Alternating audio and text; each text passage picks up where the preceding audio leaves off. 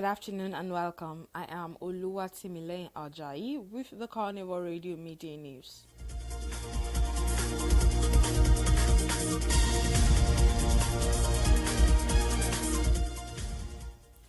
Less than 24 hours after to start the nationwide strike over a new national minimum wage and hike in electricity tariff, the Nigeria Labour Congress (NLC) has directed its state councils across the country to ensure total compliance.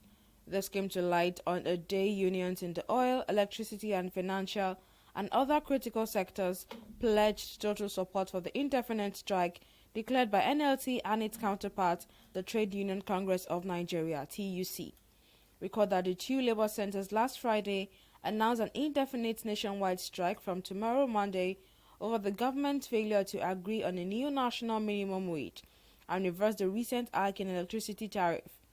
NLT and TUC leaders had on Workers' Day celebrations giving the federal government a May 31 deadline to conclude the negotiations on a new national minimum wage or risk nationwide industrial unrest.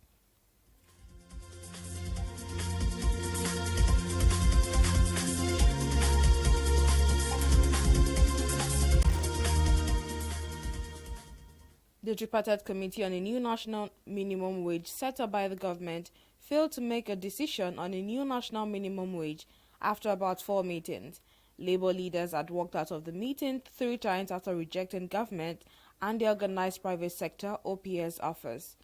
Incidentally, the last walkout on Friday happened on a day the deadline Labour gave the government to conclude a new minimum wage elapsed, as the old minimum wage of 30,000 naira that was signed into law by former President Muhammadu Buhari on April 18, 2019 expired on April 18, 2024.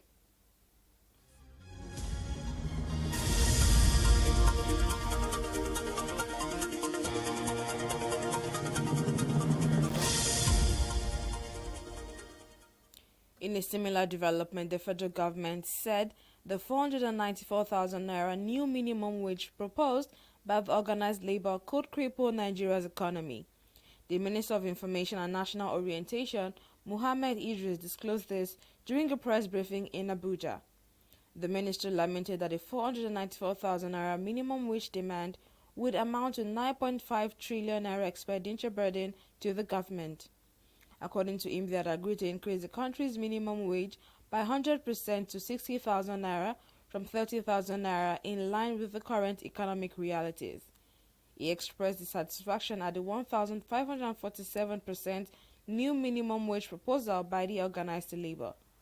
Idris noted Labour's 494,000 minimum wage demand will make the federal government downside its 1.2 million workforce, which does not portend any good for the country's economy.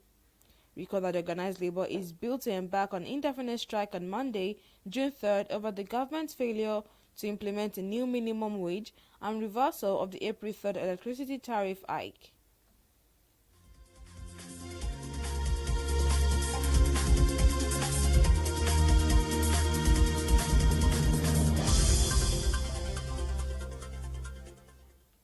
Meanwhile, the Kogi state government has announced the rescue of the remaining 8 kidnapped students of Confluence University of Science and Technology, Oshara, Kostek, bringing the number of rescued students to 30. Recall that 32 students were abducted inside the school premises early last month while preparing for the commencement of the exams. 4 of the abducted students were first rescued, followed by another 16, and 2 students who escaped on their own before the latest 8 that were rescued. 2 of the abducted students were, however, killed last week by the abductors following the state government's decision not to pay ransom for the victims, but rather embarked on kinetic and non-kinetic onslaught against the kidnappers. This latest development was revealed on Sunday in a statement by the State Commissioner for Information and Communication, Kingsley Fanwu.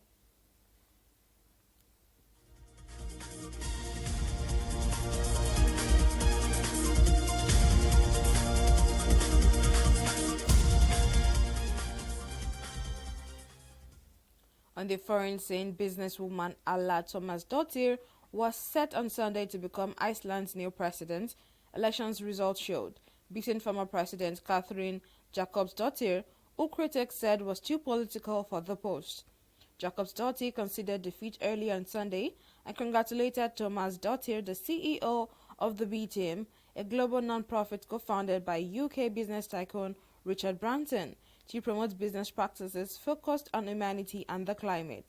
Iceland's president holds a largely ceremonial position in the parliamentary republic, acting as a guarantor of the constitution and national unity. He or she does, however, have the power to veto legislation or submit it to a referendum. Thomas Dottir, aged 55, was officially credited with 34.6% of votes after 71.6% of ballot papers had been counted on Sunday. The 48-year-old Jacobs Dottir, who stepped down as the Prime Minister of a left-right government in April to run in Saturday's election, garnered 25%.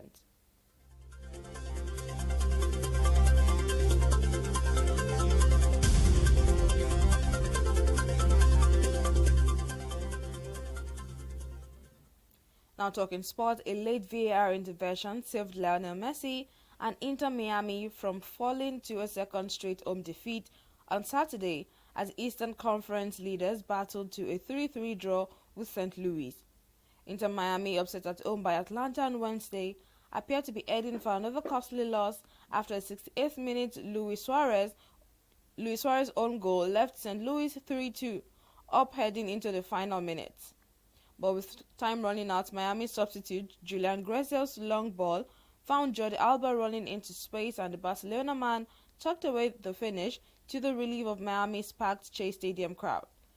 The goal was finally chalked off, however, after being flagged off for offside, but an intervention from VAR official Daniel Radford sent referee Alan Chapman to the monitor.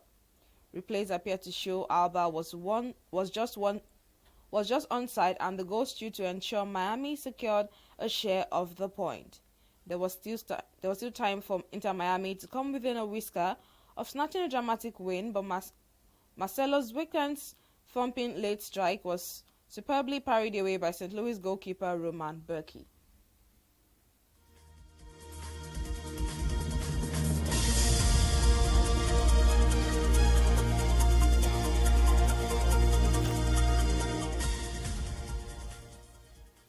This will bring the media news to a close. Thank you very much for joining us.